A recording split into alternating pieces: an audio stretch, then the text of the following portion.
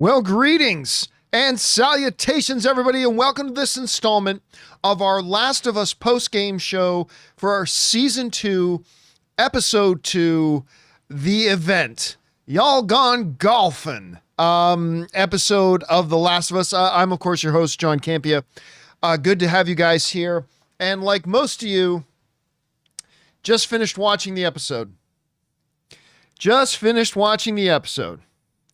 And hot damn, I think this was the second best episode that they have done for The Last of Us.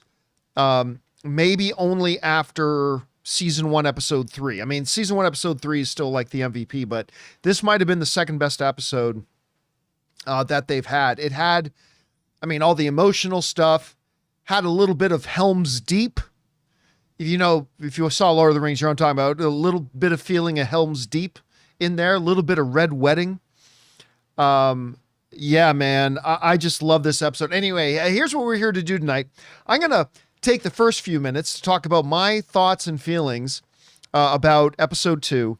And then we're going to spend the rest of the evening just taking your comments, thoughts, observations, theories, questions that you may have, whatever.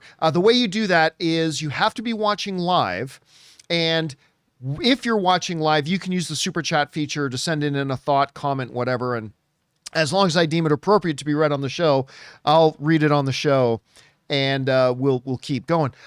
Anyway, let's get things started off here with my kind of thoughts and impressions.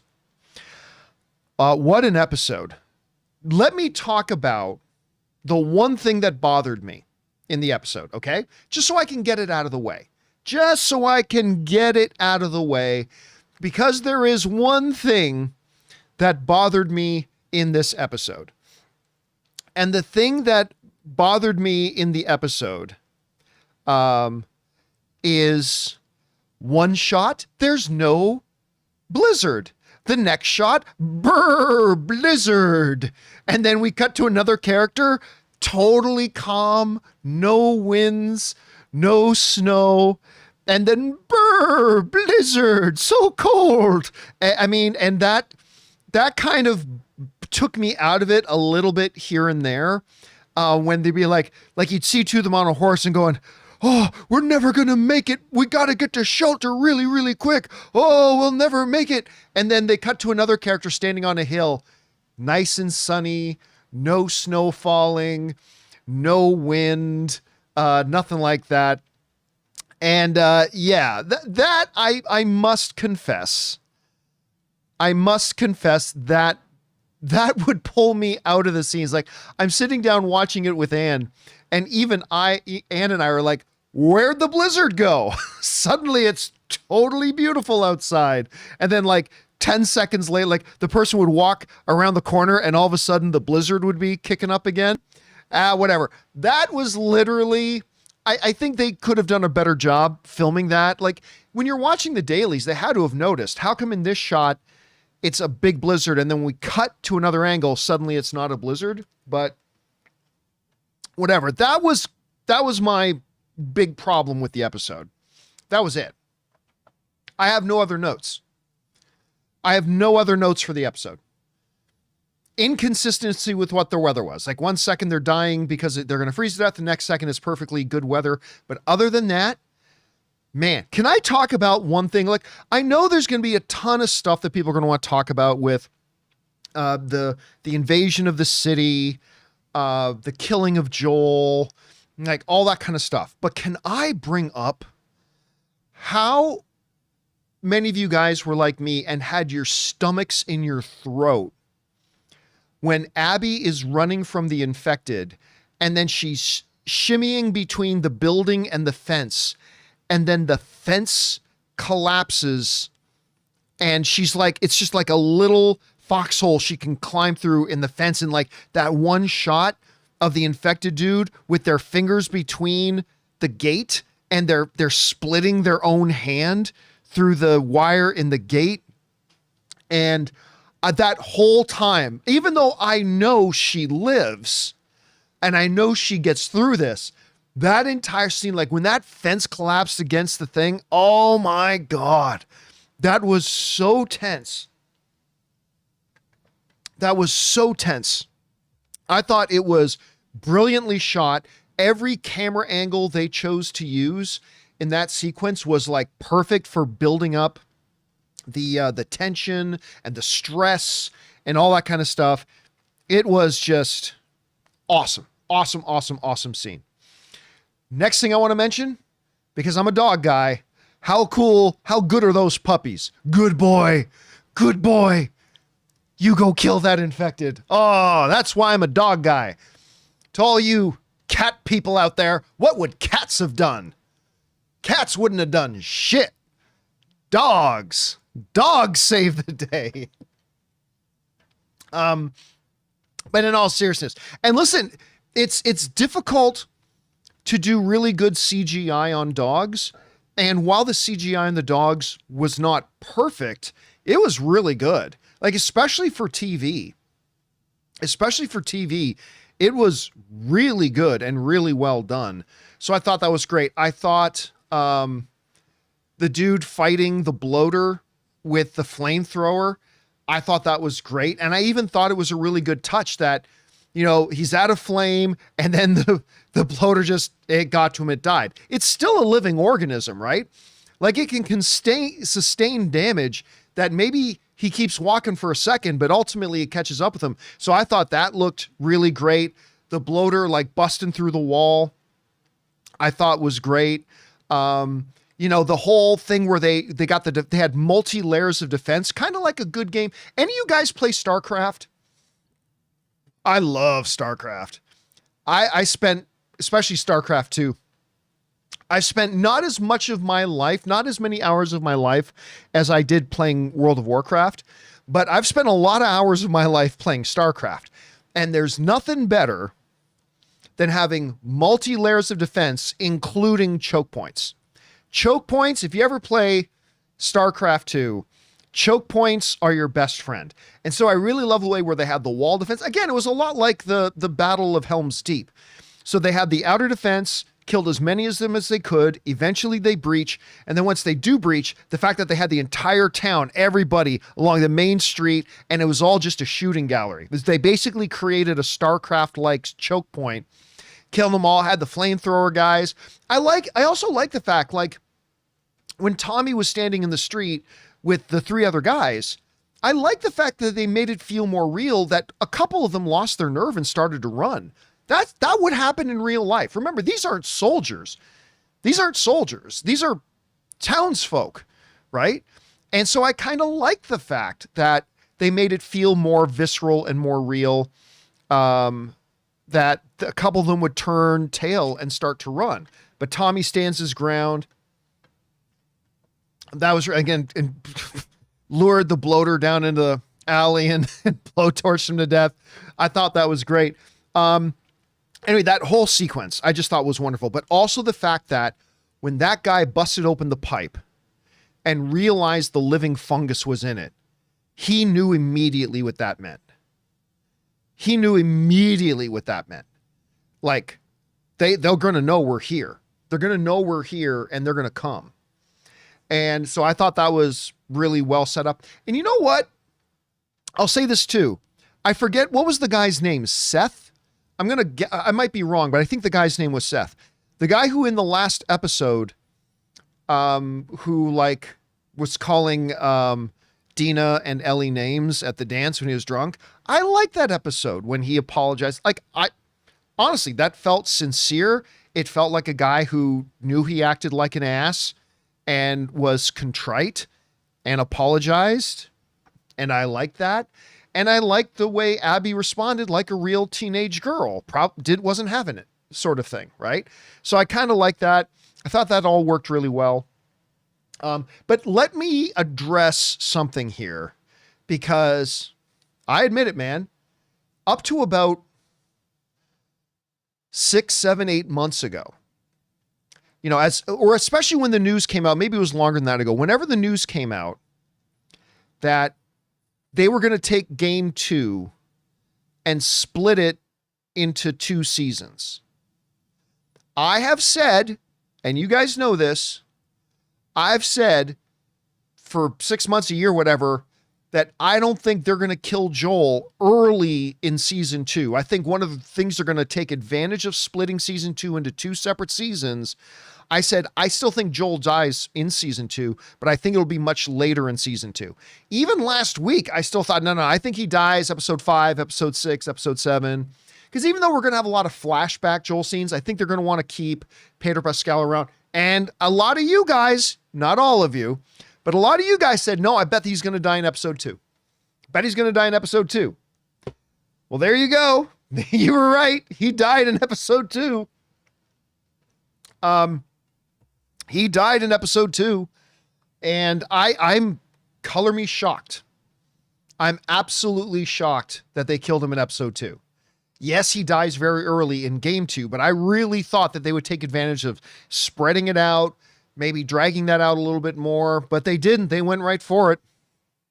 I was expecting episode 5 or 6. Some of you guys are expecting episodes 3 or 4. I see some of you saying that in there.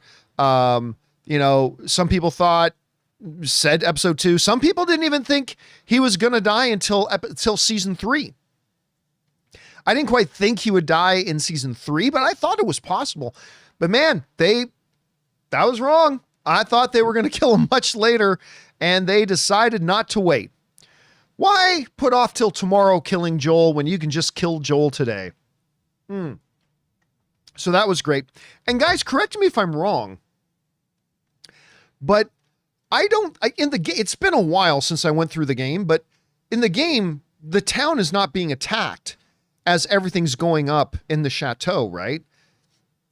Like in the game, it's Joel and them are up there and they get caught and then they kill Joel up there. But I don't think in the game, the town was under attack at the time. Correct me if I'm wrong in the live chat about this, but I don't remember that happening.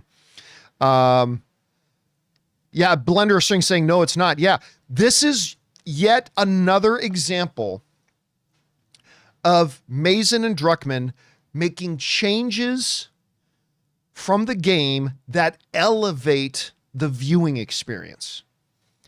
Because while all that was going on down there, it gave Joel a real sense of urgency that he wants to get, okay, you guys get your coats and your weapons and let's go. Like it gave a sense of urgency to that.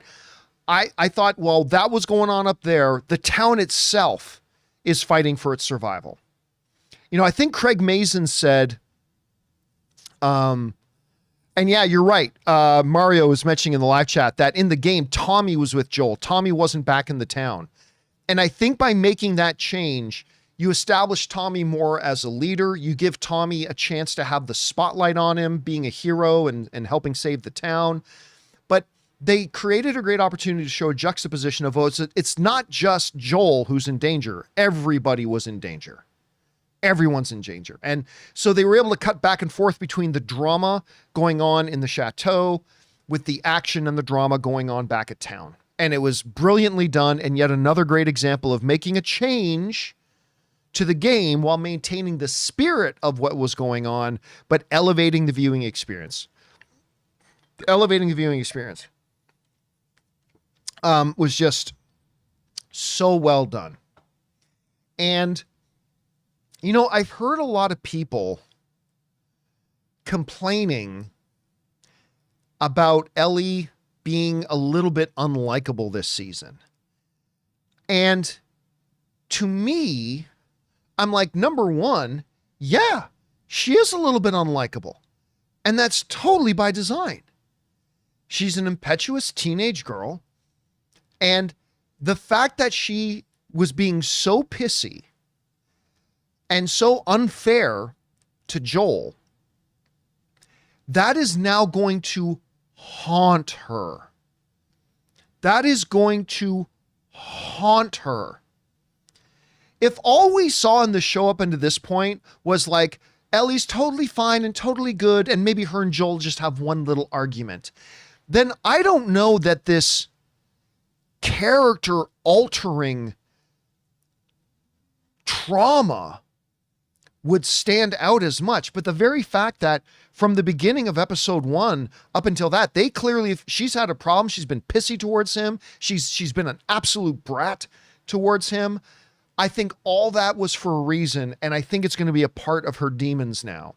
It's not that just, oh, we had a little fight and I said something mean to Joel. No, she was awful to him. And that's going to be a part of what transforms her, because as we saw Ellie laying on the ground, watching Joel die, we saw a monster being born. We saw a monster being born. Much like in a parallel way, when Abby found her father murdered, a monster was born. And I think with Ellie now, we just watched a monster being born.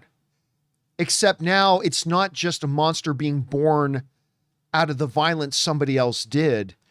It's a monster being born out of watching that violence being carried out on someone she loves, but also the guilt that she carries for the fact that she was so awful to him for so long, even though she deeply loved him. And I love the fact that she had the conversation with the one guy. She goes, look, I'm still me. Joel's still Joel. Nothing will ever change that. We just got issues right now. Like, I love the fact that they made space in the episode to make sure Ellie gave us that moment to say that. Like, even then, even as a 19-year-old petulant brat, she's aware enough to say, look, yeah, I'm massively pissed off at him. We're having problems right now, but I'm Ellie and he's Joel and nothing's going to change that. Right? Like, of course, we're daddy-daughter. Like, nothing will ever change that. We're just mad right now. I love the fact that they took a moment in the episode for her to verbalize that. I think that was key. And when she watched him die, I mean, it's a little bit akin in a way. It's a little bit akin in a way to Bruce, to the Batman being born in that alley. Bruce Wayne died and the Batman was born in that alley as he watched his parents being murdered. I think we just saw a little bit of that, except a much more violent thing. Somebody saying, John, if she's a monster, why does she let her live at the end? There's a lot of people she don't let live. I got a news flash for you, son. There's a lot of people this season who are going to lose their subscription to Life thanks to a cancellation being called in by Ellie. There's a lot of people going to die in some horrible ways. Some people who may really deserve it, and maybe some people who don't deserve it so much. Yeah, man, like she's a little bit of a monster was born. That really sweet kid from episode 1's gone now. She's gone. And a little bit of a monster was born. There's still some Ellie there for sure, but a bit of a monster was born. And, one of the things that I've always said that I loved about The Last of Us 2, like the game Last of Us 2, a game that I still easily contend is without question and without equal, the single greatest story ever told in a video game. I still stand by that 100%. I said that from the first day that I watched it years and years and years ago, and I hold to that today. But one of the reasons why it hits me that way is because I love studies like movies and TV shows that do studies on what pain and grief will do to a person, even the best of people. What do pain and grief, because you can take the best person, if you inflict enough pain and you inflict enough grief on a person, it can change even the best of people. And we get a little bit of a glimpse of that with Ellie. With Abby, a little bit of that with Abby, like understanding that, but we never got a full picture of how much of a good person Abby was before her father was brutally murdered by Joel. But we're going to get a bigger sense of that with Ellie. And the parallels are going to be crazy, where an unspeakable act of violence, Joel murdering her father, changed Abby and set her on a hunt that would last a long time. Now the exact same thing has happened to Ellie. The brutal murder of her father, in a way, Joel, is now going to forever change her and send her on a path of vengeance. And, Craig Mazin and Neil Druckmann both talked about how, like, a part of the theme here is the cycle of violence. He did this, so I did this. I did this, so you did this. And it's a cycle of violence. And it's just so beautifully done. And so I am very excited to see where they go from here now. Having Dina there, it moves things along because Dina can say, I know their names and I know where they came from. Like that bridges a lot of stuff to lead us into the next part of the story. So yeah, man, what can I say? I love this show. I loved this episode. Again, totally shocked that they killed Joel. Now I saw somebody fire. I can't find it right now. Forgive me. So I can't remember who wrote it in. Somebody wrote in, do you think like some viewership will drop now? Somebody wrote in, do you think viewership will drop now because they killed off Pedro Pascal? They killed off Joel. And that's a very good question. I don't know the answer, but I will say this. I remember a lot of people, including me, after the end of season 1 of Game of Thrones, when they killed my favorite character, the main character of the show up until that point, Ned Stark, Sean Bean, when they killed him off and beheaded him, I remember thinking, I don't know if I'm going to watch this show anymore. For those of you who were watching all the way back then, I didn't know if I was going to keep watching Game of Thrones because they just killed my favorite character, the lead character, and they just offed him. I didn't know if I was going to watch the show anymore. And I remember hearing a lot of people kind of saying the same thing. But what happened? The viewership of Game of Thrones just kept going up. The viewership kept going up. Now, is the exact same thing? Is that going to happen with season 2? Is that going to happen in The Last of Us now that they've killed Joel? Are some people going to kind of give up on because Joel was their favorite character? He was kind of the main character of the story up until this point, much like Ned was in Game of Thrones. I don't know if the same thing will happen. I'm just saying that kind of a similar thing happened in Game of Thrones season 1, and the viewership just kept going up. So we'll see what happens moving on forward. I think there's going to be a lot of people that absolutely now get hooked because they want to see Abby get killed. I think there's going to be a lot of people that just keep watching now because they're going to want to see Ellie get her vengeance or something like that. Zrodid saying Game of Thrones not really comparable. Then you don't know Game of Thrones because that was very comparable. That was a very comparable situation. Sean Bean was in a very ensemble cast. Sean Bean was clearly the main character. He was the main guy. He was beloved in the show. I know he was my favorite character. And then they offed him at the end of the season. And a lot of the questions surrounded, do we think he may die? Or do we think this may hurt some of the viewership of the show? I didn't think I would keep watching the show. I think that's very comparable to right now. I think if you don't recognize how that compares, I don't know if you're paying attention. Anyway. So, yeah, man, it just, again, excellent. Everything that happened up in the chateau was amazing.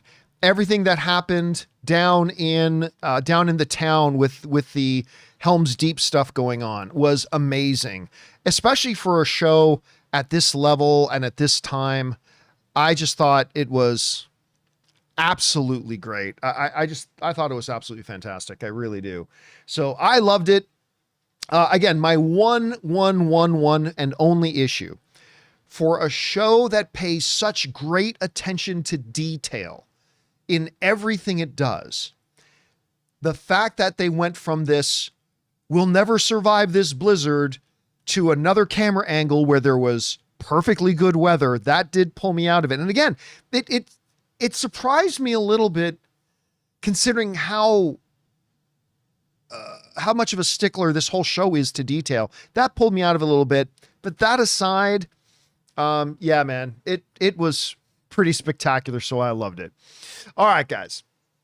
Those are my thoughts on the episode. I cannot wait to see where the rest of the season goes. But for now, we're going to do what we're really here to do, which is taking your live comments and questions and opinions and theories about the show. So let's jump on over and start getting to those, shall we? We're going to start off with Ian McAllister, who writes, this episode will go down as one of the greatest episodes of television. I don't know if I agree with that. I thought it was great. I loved it. I think it's the second best episode of Last of Us so far.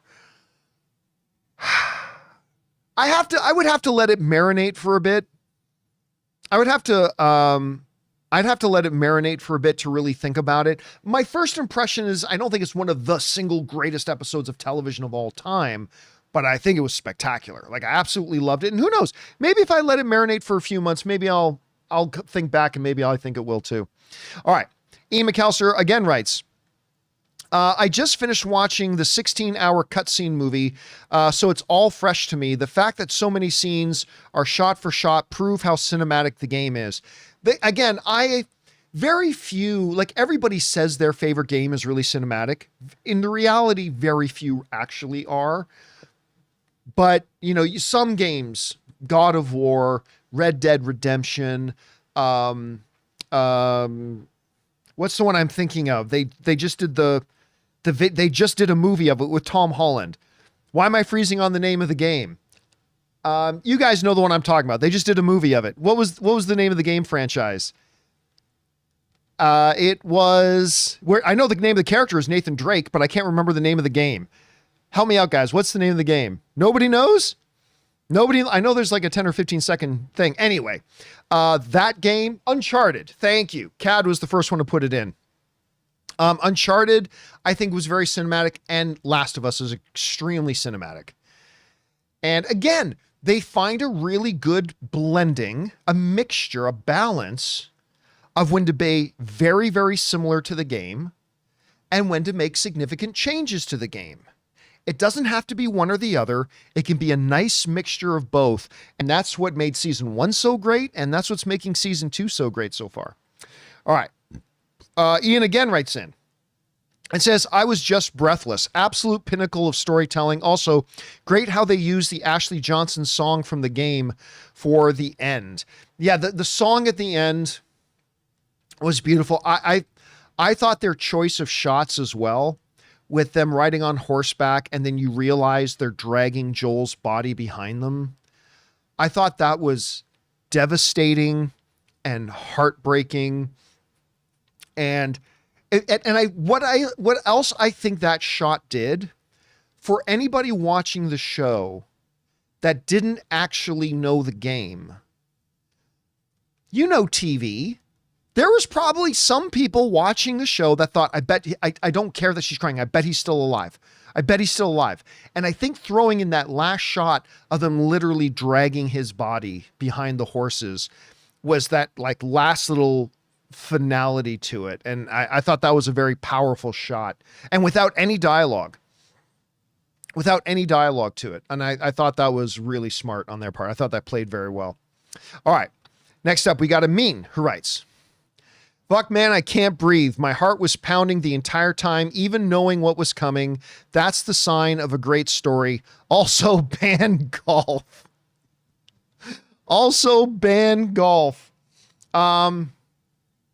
Yeah, I guarantee you there were people that knew the game and know that in the game, this is the scene where Joel dies. And I guarantee you there were still some of those people who know the game and know that this is the scene that he dies. I still bet you there's a certain percentage of them that didn't actually think he would die in that moment, in that scene, that they would change it. Joel's not going to die. They're going to have him live longer, something like that. And I think there were probably still a lot of people who knew the game and were probably still a little bit surprised. I'll bet you, like fanboys saying, I was one of them. The fanboy saying I was one, and I don't think you were alone. Generic White Male says, I still cried. Yeah. The sport of golf should be banned after this episode. Time to go golfing, everybody. Yeah. Oh, powerful stuff, man. All right. Next up, we got Benji Gator, who writes, one of two, watching with my wife who knows nothing. I've played the game 3 times, so was waiting for this moment and her reaction. Let's just say I haven't seen her this sad and this angry since Game of Thrones, The Red Wedding. Now she doesn't know if she will keep watching. Here's the great thing about that, Benji. One of the greatest videos on YouTube of all time is that compilation video of the reaction to The Red Wedding. Have you guys seen this video? There's a compilation of people just sitting around in their living rooms because there are people who knew the books and knew what was coming, so they filmed their viewing party and they filmed. So it's a collage of those, and like so many people like literally jumping up out of their sofas going, fuck this show, I'm never watching again. I'm never watching again. Fuck this show, right? When The Red Wedding happens. But they all came back and watched the next week. The viewership just kept going up and up and up. But if you watch that video, you would swear that everybody gave up on Game of Thrones after The Red Wedding, right? Screw this show, how did you just kill them? Like, right? But that's the reaction that you want to get out of the audience. Right? You want us so emotionally invested that people screaming and proclaiming, I'll never watch this show again. It means you did your job. It means you got the audience completely connected to that character. And like in life, you sometimes lose people you're really connected to. And I'm not going to get emotional. You guys know what I recently went through. Anyway, just because you're really attached to somebody doesn't mean you're not going to lose them. And you lose them, and that's life. And they did such a great job with that. Oh, they did such a great job with that. And yeah, I don't think the viewership is about to drop. I think there's going to be a lot of people tonight saying, I'll never watch this again. They just killed Joel.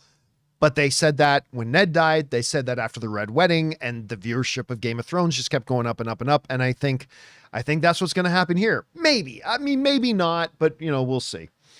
All right. Thanks for sharing that, Benji Gator. And I hope your wife is recovered. Hope she's recovered, man. All right.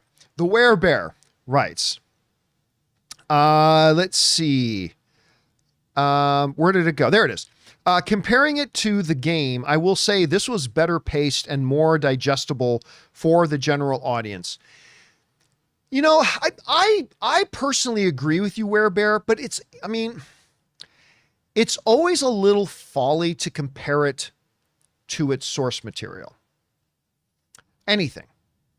Because if it's a book, well, you know what? A book's a book. A show is a show.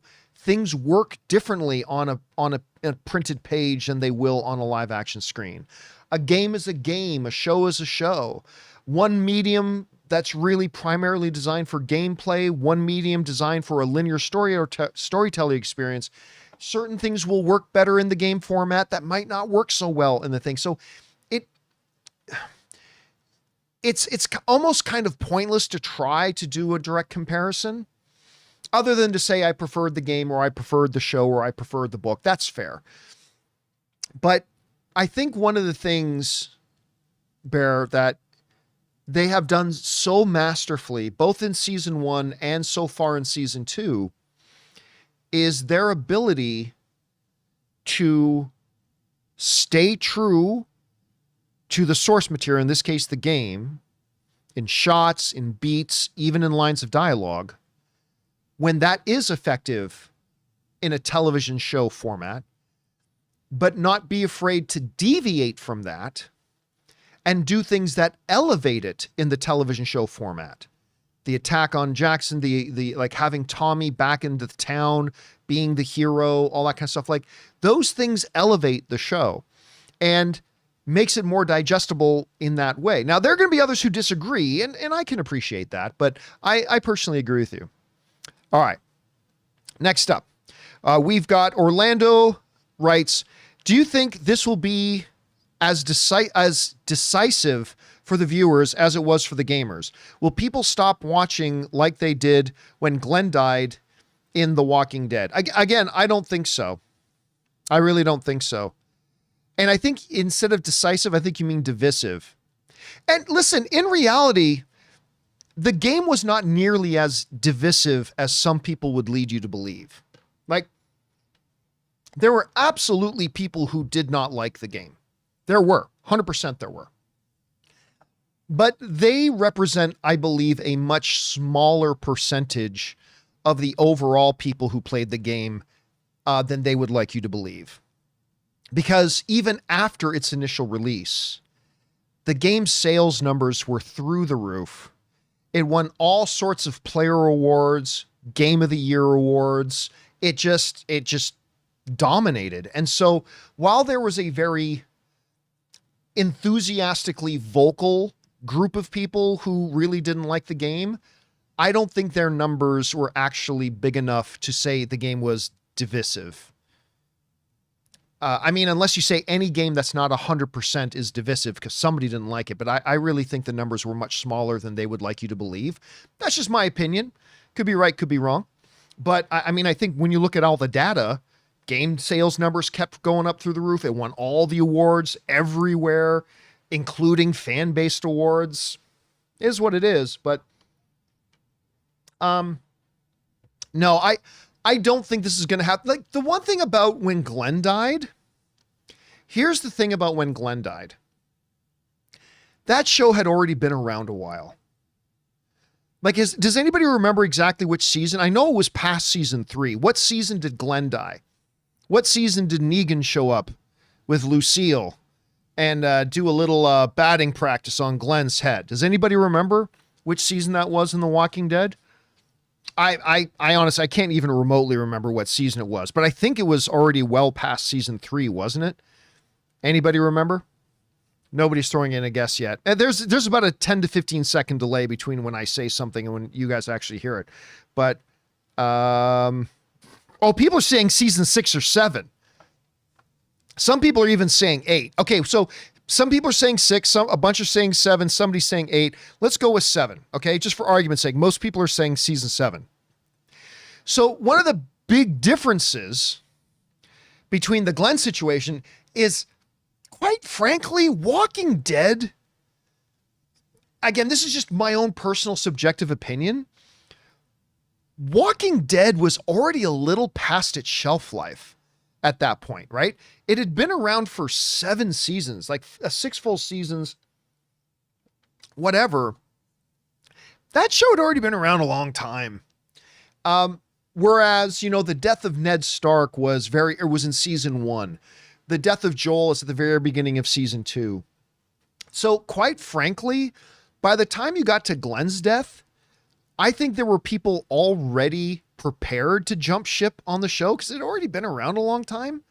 I'm just speaking from one person's subjective perspective on that. So I could be right or wrong about that. But yeah, that's why I don't think you can really compare it to the Glenn situation, because the Glenn thing happened well into the life cycle of Walking Dead, whereas this is like still really early. Anyway, we'll wait and see. We'll find out in the next couple of weeks. All right.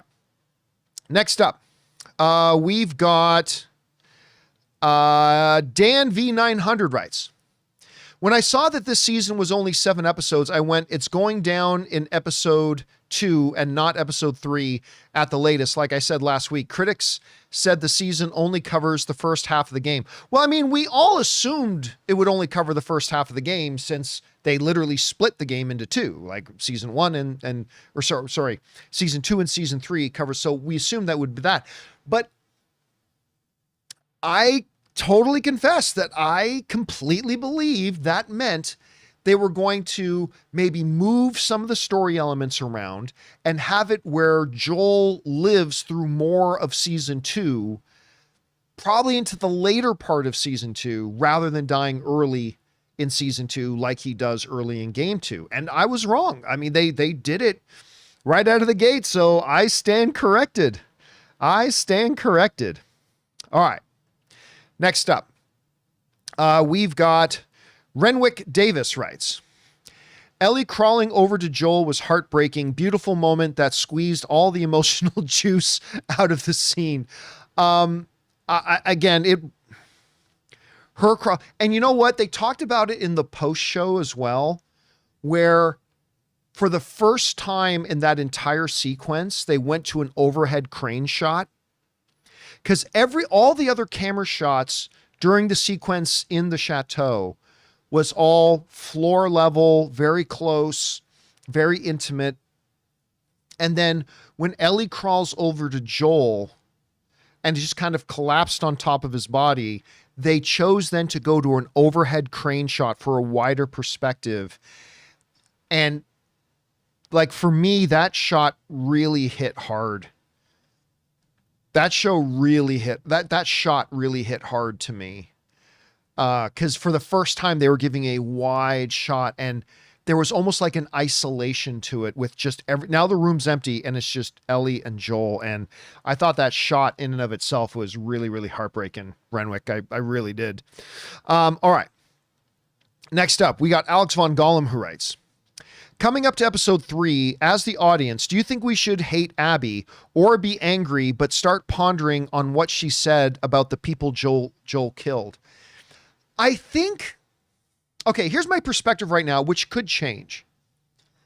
My perspective right now is that we are meant to, really hate Ellie. She just killed our hero, right? I have a feeling that as the episodes progress, we're going to get flashbacks of Ellie or of Abby just with her dad and the bond they had and how much she loved her dad. I believe they did that in the game too. I believe in the game we got flashbacks of Abby just with her dad. I think we did at any rate, if I remember correctly. I could be wrong about that. But I think they're going to do that in the show. And I think what they're going to do is kind of show the other side of the argument. Because you got to remember, if you were standing in that graveyard in episode 1, from your perspective, this monster just showed up and started killing everybody you knew and loved. Just started killing everybody they knew and loved. Their friends, their brothers, their sisters, their parents, their children, whatever. Joel went walking in there and took everything from them. Took everything from them. And now, Ellie's in the same spot. Ellie just watched somebody come along that she'd never seen before and murdered Joel. And now we're going to see what it does to her. And it's going to do to her what Abby losing her dad did to her. And I think if they execute the show right, the audience will start to feel a little bit more empathy for Abby if the show does its job well.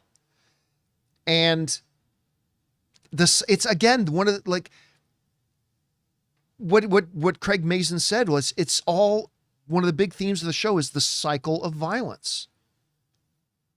At some point, it stops being about who's right and who's wrong and just who gets in the last shot. In the cycle of violence, at some point, people will forget about who's right and who's wrong. And it just becomes about who gets in the last shot and who wants to get in the next shot.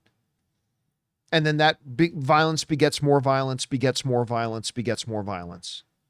And so far, they're doing a pretty good job of it so far. Anyway, all right, next. Thanks, Alex. Eric Silva writes, no sympathy for Joel. His death also felt too soon to me.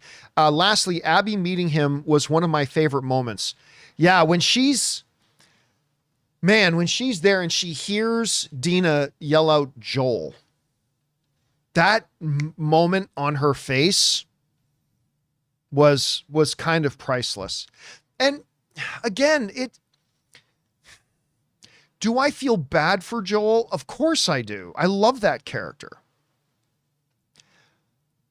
But listen. Oh, look, all I can do is speak from my own perspective, okay?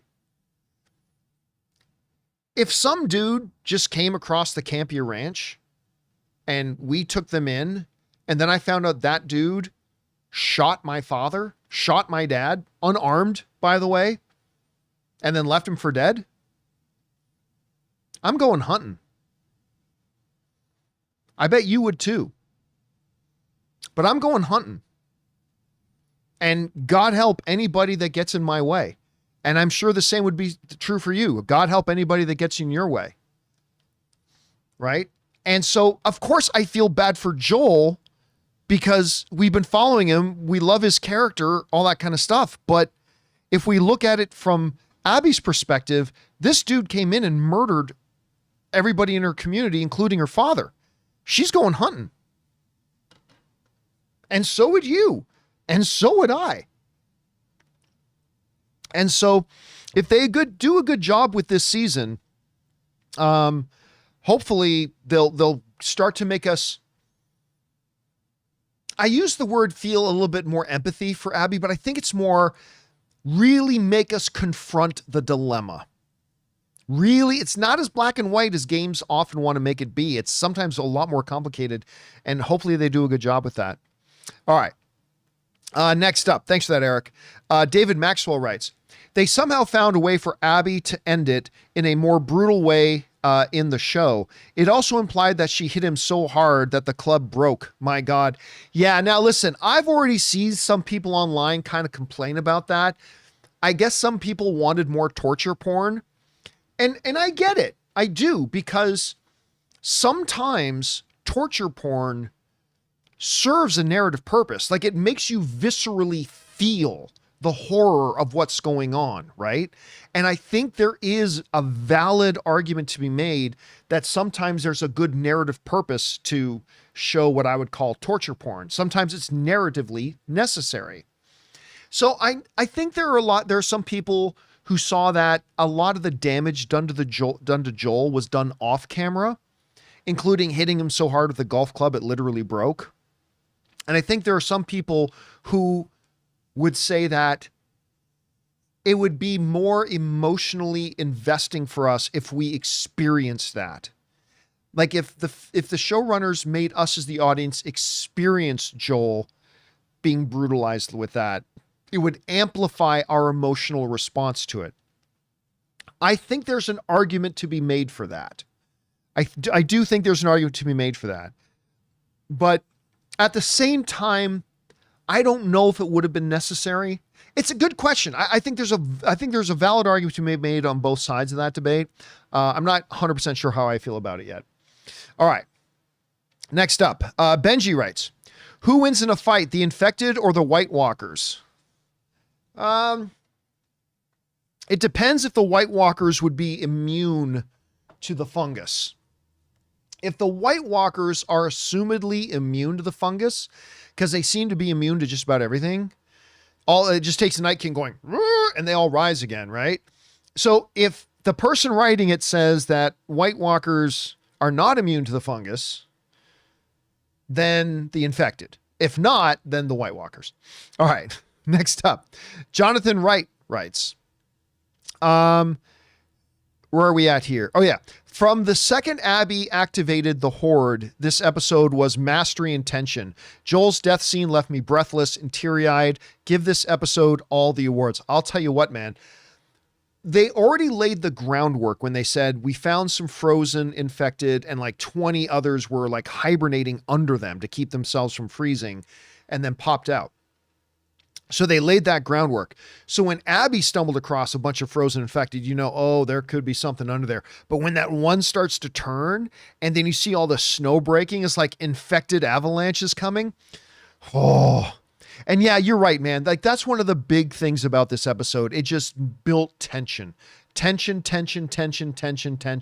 from like all of them coming out of the ground, the hordes coming down the mountain, Abby shimmying between the building and the fence that then collapses. She's crawling, trying to get away.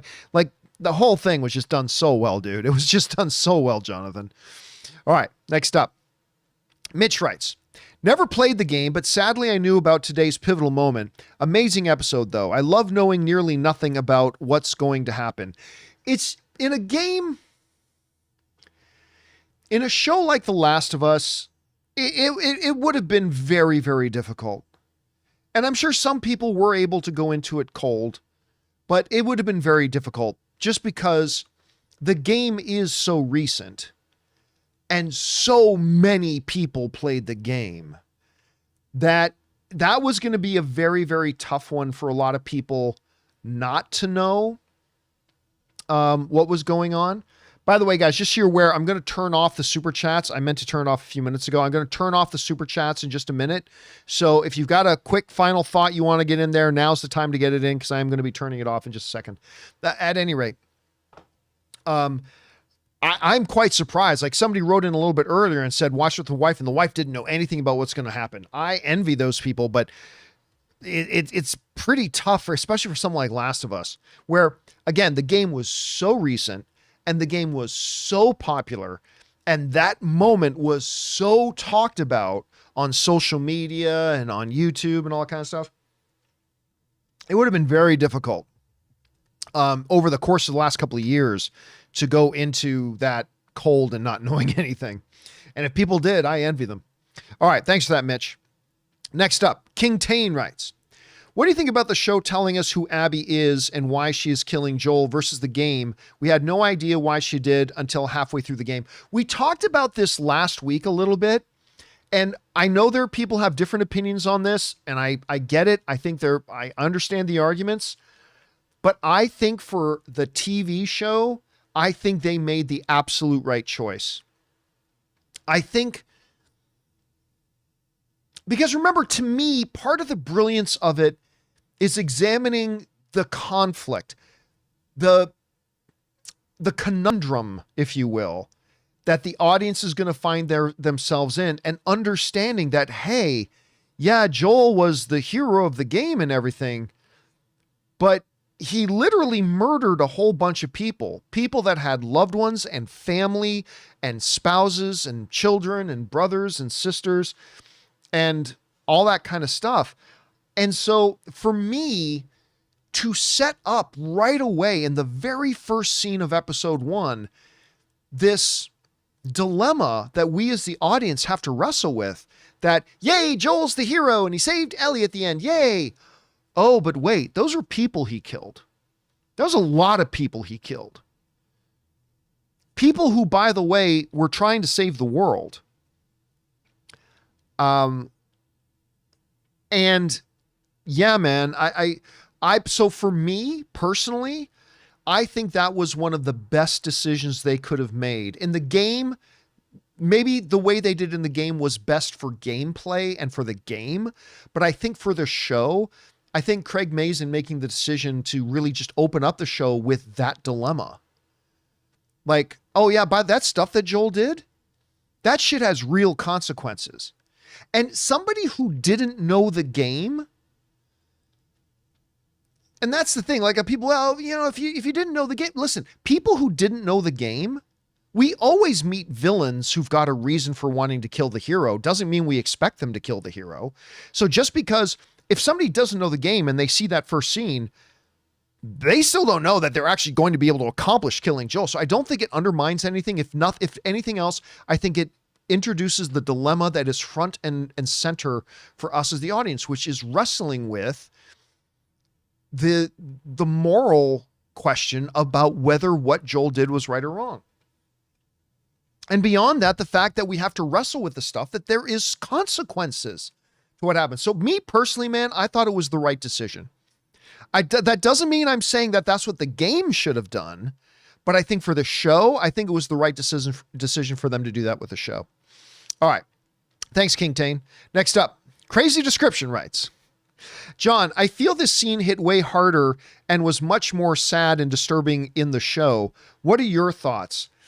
Hard, man, because here's the thing. When I saw it in the show, I knew what was going to happen. I didn't know the exact details of how it would happen, but I knew what was going to happen in general. In the game, I had no idea what was going to happen. So I think you're going to hear from some people that will say, I thought it was much more disturbing and brutal in the game. And what I would say to those people is, yeah, but you didn't know what was going to happen in the game. And maybe that's why it felt more brutal and more disturbing and more powerful to you, because you didn't know. But as somebody who did go through the game, you know what's going to happen now as you're watching the show.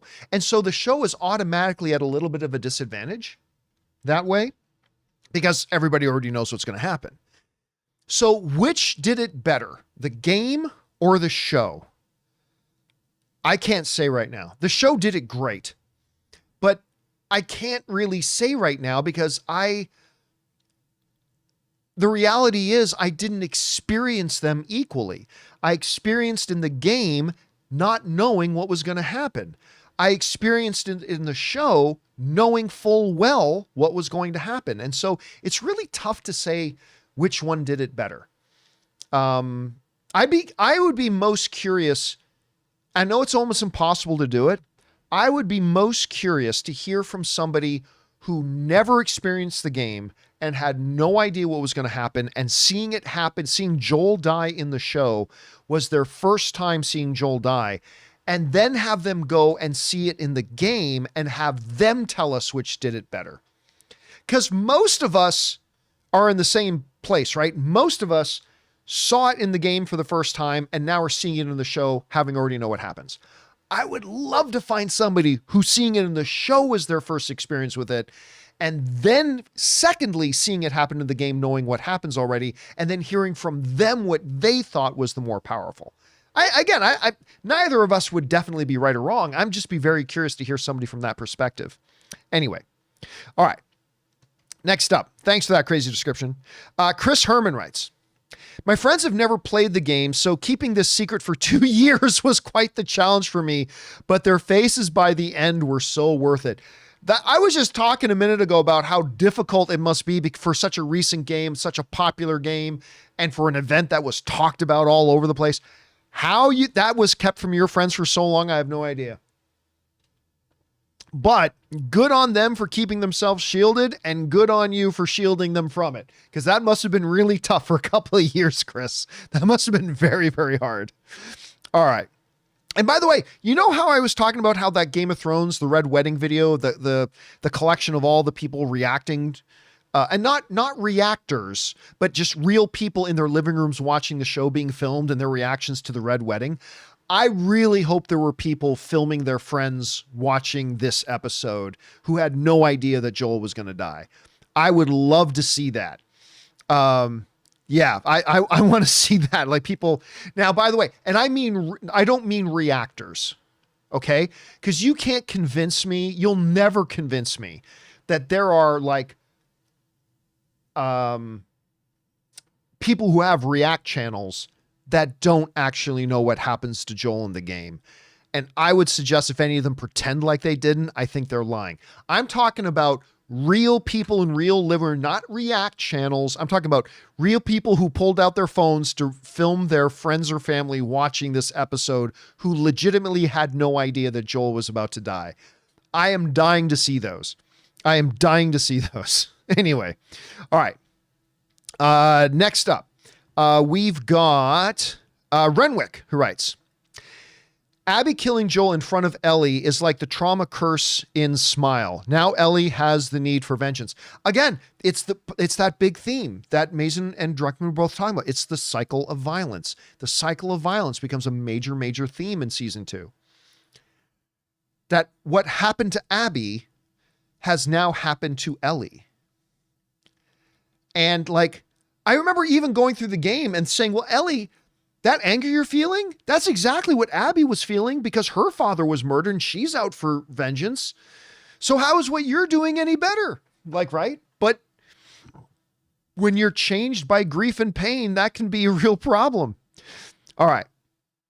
Next up, Benji writes, did you know that the actress that plays Abby was originally in the running to play Ellie? Oh, I didn't know that. Danvers is her last name. Caitlin is her name. Caitlin Danvers. Anyway, casting before they chose Bella Ramsey. No, I didn't know that. All I know is that I fell in love with Caitlin Danvers, if that is her name.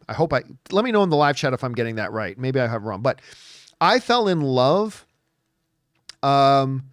with her as an actress in the little movie Booksmart.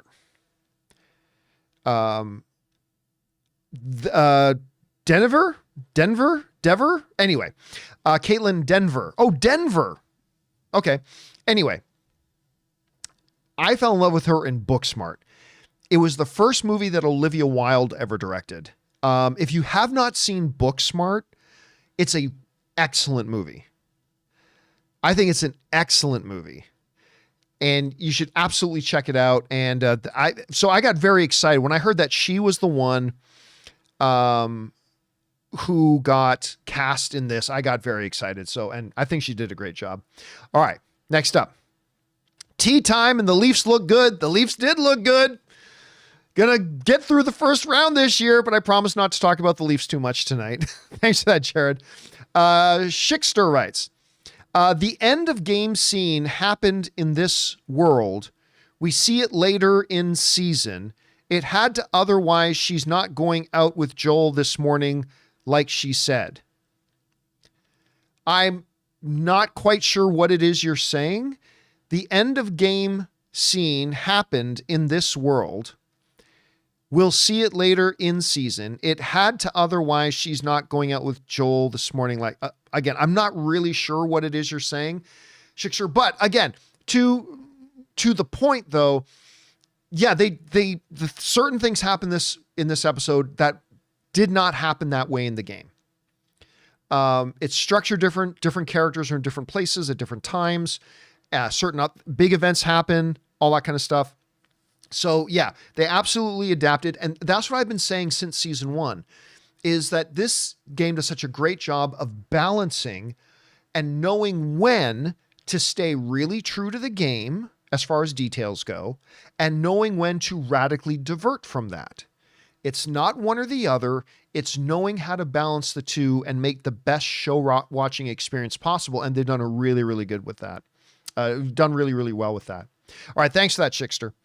Next up, Calamity J writes, this episode was so heartbreaking and really tense. It felt like The Walking Dead with Glenn. I'm looking forward to Ellie getting her revenge. And Ellie, I mean, like, it all depends on how close they stay to the game, how they divert, but Ellie's going to do some horrible things this season. Ellie's going to do some horrible things this season. I mean, again, how much they want to go one way with the show versus the game, who knows? They're going to make some changes and all that kind of stuff. But yeah, man, I think some really, really bad. And you're right. The tension in the scene, the tension in the entire episode was so great. From the collapsing gate to the hordes coming down off the mountain, the infected avalanche, the stuff going on in the chateau. It was just like stomach was in my throat the whole episode, man. Stomach was in my throat the whole episode. All right. Next up, we've got Billy Morris writes, where are we at? Oh yeah. The song at the end of the episode was a nice surprise. Sung by Ashley Johnson, the original Ellie. I believe the song was recorded for the game trailer. Yeah. Like when The Last of Us, when they first dropped, correct me if I'm wrong, guys, but the very first trailer announcing Last of Us 2, the game, I believe that was the song, because it's this little teaser where it's just Ellie in a room playing guitar and singing the song as Joel walks into the room. And that's it. That's the whole announcement trailer for Last of Us 2. And I think, like, I might be wrong. I might be remembering it incorrectly, but I think that was the song from that trailer. Brody Weaver is saying yes. And yeah, saying yes, that's the song. Yeah. So that was a great way to call back to that.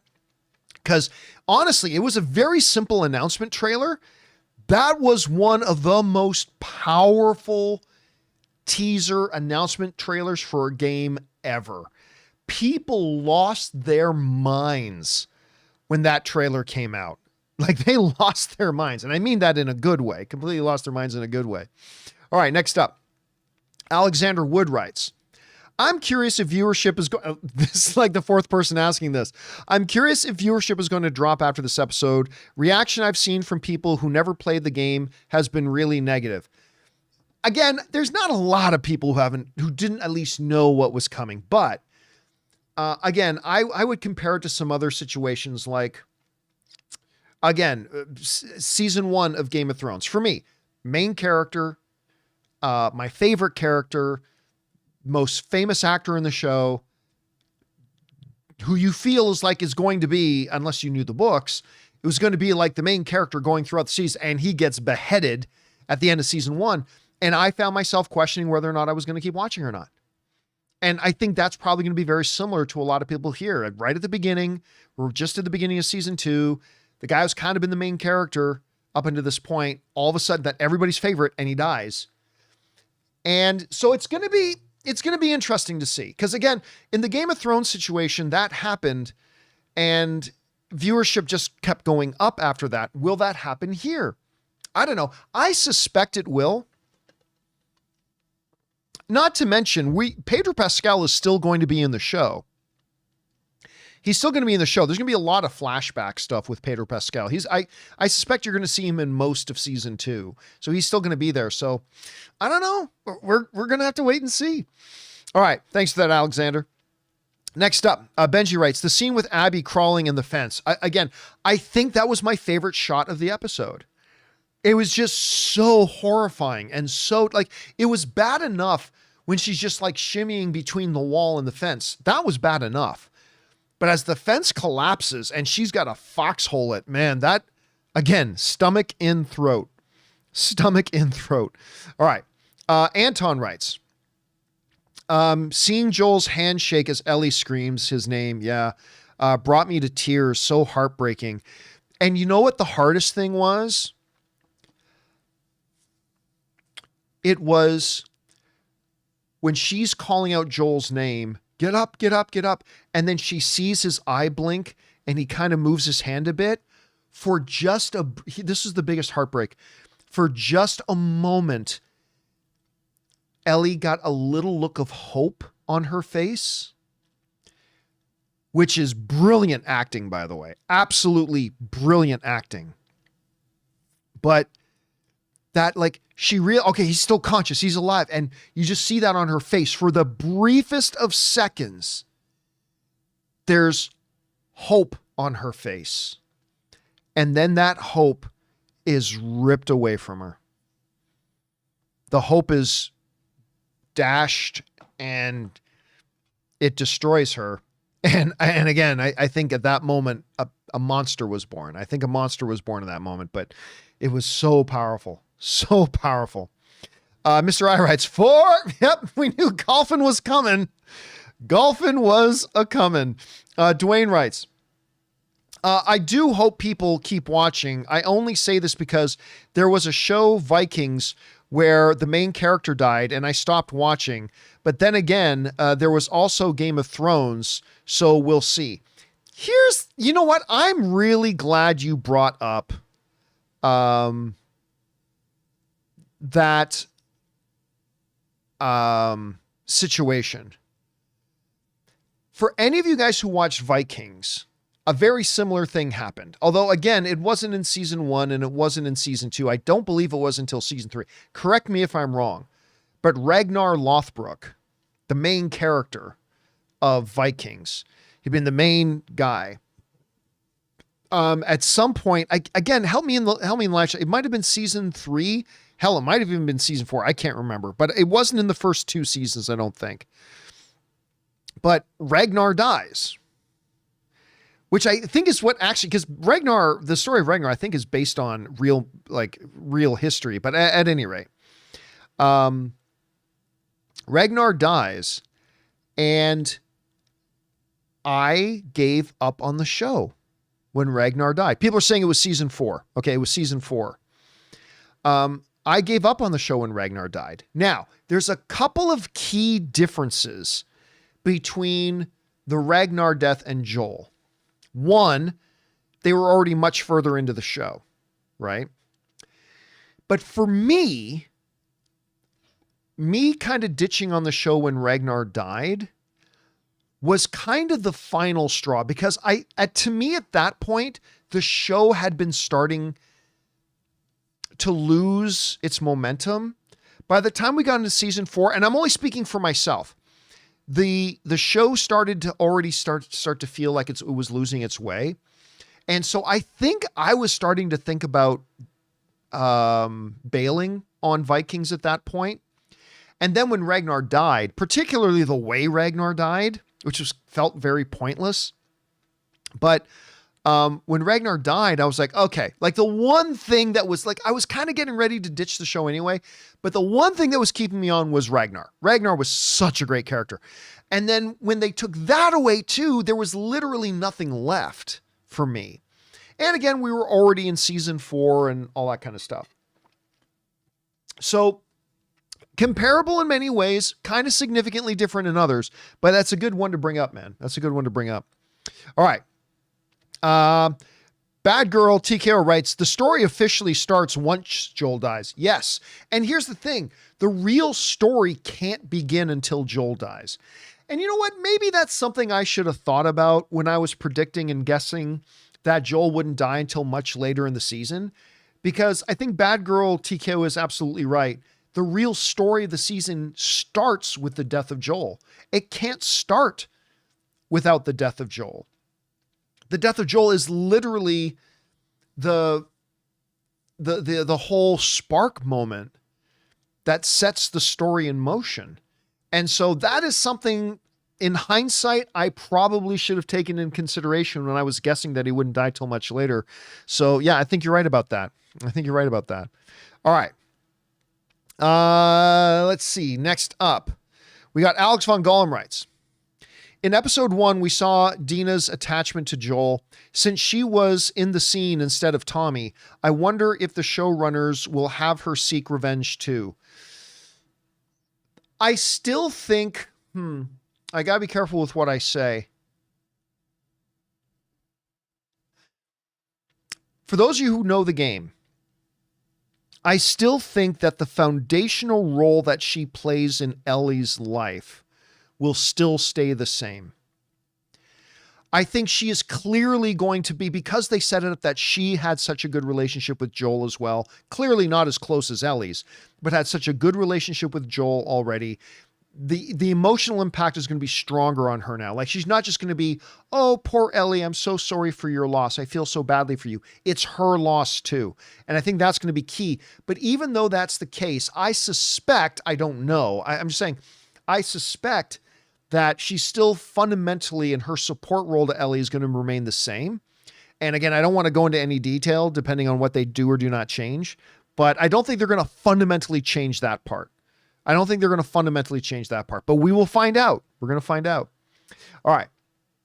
Next up, we got Kryptonian, who writes, why is it every time Pedro has his helmet off, he experiences a dramatic death?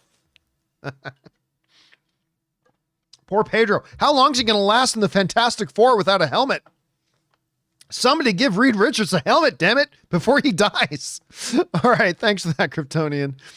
Crazy Description writes, also, I hope the casual viewers will stick with it and not give up on it after this. Joel will be in lots of flashbacks. His presence felt. Yeah. And again, like, to me, as much as I love the story of season 1, the story of season 2 trumps it.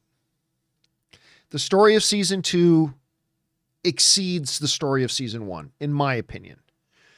And I think it would be a real shame, because people don't know that yet, right? Like, a lot of people who only know the show, and this is understandable, just know the show as Joel and Ellie. And now Joel's gone. But the story of season 2 is even better than the story of season 1. It's so much deeper. It's so much more visceral. It's such a great character study. It's such a great human condition study. We got some bonkers stuff coming up in the rest of season 2 and season 3. All right. Next up, Ian McAllister writes, when Ellie begs him to get up, you can quickly see he actually tries, and for a split second, she believes he might. I was just talking about that's like the most heartbreaking thing in that scene. The most heartbreaking thing in that scene is that for just a moment, Ellie actually has hope.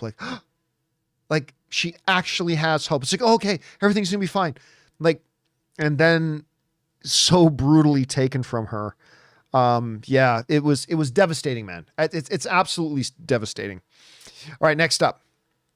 Richard writes, any empathy I had for Abby in the game disappeared when she told her dad to cut Ellie open in a flashback. It's going to be... First of all, in the game, you got to understand what the context was. The context was they were trying to save the world. They were trying to save the human race. They were trying to save the entire species. And so, but still, I do think it's going to be interesting to see how they navigate that on the show. It's going to be interesting to see how they navigate on that on the show and how they choose to portray that and how they choose to have that unfold in the show. I hope they include it. I do, because again, that shows another side to the Rubik's Cube of the complexity, the emotional complexity of the whole scenario. So I personally hope they do it, and I hope they do show up. But we'll find out, Richard. We'll find out. All right. Next up, we've got Benji, who writes, knowing what you know now, do you think the showrunners should have kept Abby's intentions secret leading to the event like in the game? No. Somebody already asked that a little bit earlier, and absolutely not. I think they absolutely did the right thing in telling this story by introducing that core foundational dilemma that the audience is going to be put in. That we have to become very aware and cognizant that there are consequences and the real toll of the damage that Joel did when he made his choice to kill all those people and save Ellie. Something that he's so convinced was the wrong choice, he lied to Ellie about it and didn't let her know because he knew she would have chosen to die. And I think putting the audience directly into that dilemma right off the bat was completely the right decision. I thought it was the right decision the first moment I saw it. And now after watching episode 2, I continue to completely believe that was absolutely the right decision. In my opinion, at any rate. All right. Robin writes, Ashley Johnson singing the song from the Last of Us 2 announcement trailer. I was just asking, that was the announcement trailer, right? At the end. Oh my God. Yeah, it was, again, for people who don't know the game, it was a great piece of music. Like, forget everything else. If you don't know the game, you don't know the history of the song, any of that, it's just a great piece of music to play over that moment. It just so fit with the scene. It wasn't shoehorned in. It wasn't force fit. It just beautifully fit in with that scene and elevated the scene. Add on top of that, people who remember that being the music from the announcement of the game and from the game, it was just perfect choice. Absolutely perfect choice. All right. Last question comes to us from Super Power Design, who writes, why were there only 2 horses that they were riding home at the end and not 4?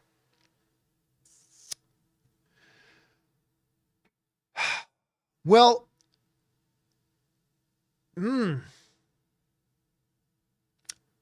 we know that Abby and her friends didn't take any horses. So Joel's horse should have been there. Dina's horse was there. Ellie's horse was there. And I forget the name of the guy. Forgive me. But you're right. They should have been, there should have been 4 horses they were bringing back. Maybe 2 of them died from freezing to death, like tauntauns in the Hoth snow. I don't, but actually, you know what? That's a really good question. I didn't even think about that as they were going back. Maybe 2 of them died. I don't know. That's a really, really good question. All right, guys. That's all the questions that, remember I turned off the super chats a while ago. That's all the questions that got sent in, but I am going to take just a couple of minutes here. If you guys have another question, look in the live chat right now. You see the way I phrased it.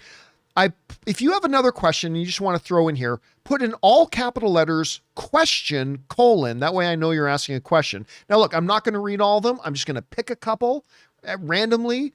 And I'll just spend a couple more minutes answering just a couple more here.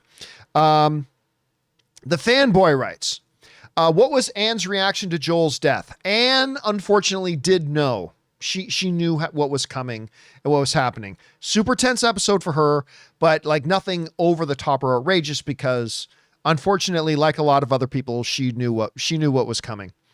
Let's see.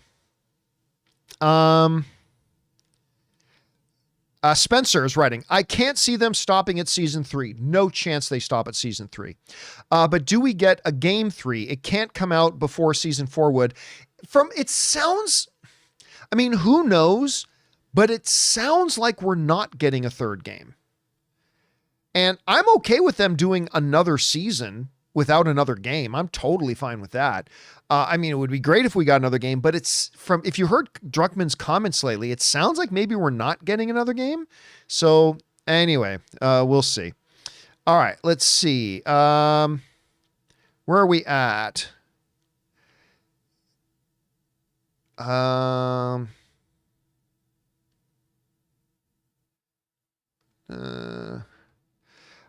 did the Battle of Jackson compare to the Battle of Winterfell? Well, okay, so here's my thought on that.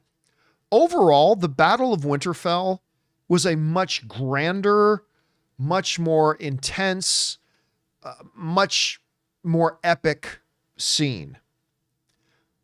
But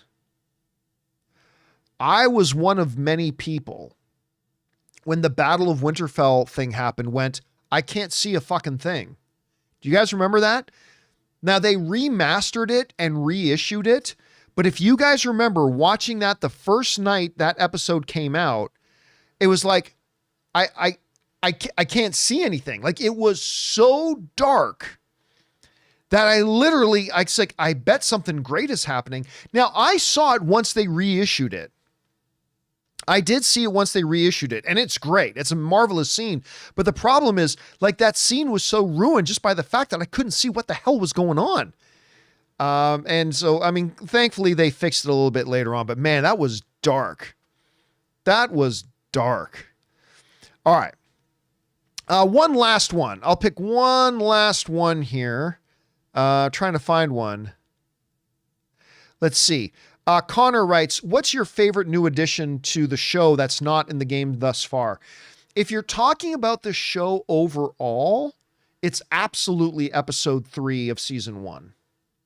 Like that is, I think that episode is in the conversation of the greatest episodes of television ever. Not at the very top of the list, but it's in the conversation. If you're talking about this season so far, I think the horde attacking the town in episode 2, like that was not in the game. It was clearly they put it in there and that was awesome. But yeah, so overall for the show, episode 3 of season 1, if we're just talking about this season, the horde attacking the city, that would be it for me. All right, guys. And that'll do it for tonight's installment of our Last of Us Season 2, Episode 2 post-game show. Thank you guys so much for joining me. I cannot wait for next week's episode. By the way, guys, just so you know, this Tuesday, of course, Andor launches with 3 episodes. We're going to be doing an Andor post-game show as well. So I hope you guys who are planning on watching Andor, come on back and join us again on Tuesday night. And of course, the John Campea Show returns tomorrow morning. So come on by and join us then as well. A big thank you to all you guys who sent in the questions. Number 1, because you gave us great fun things to discuss and talk about.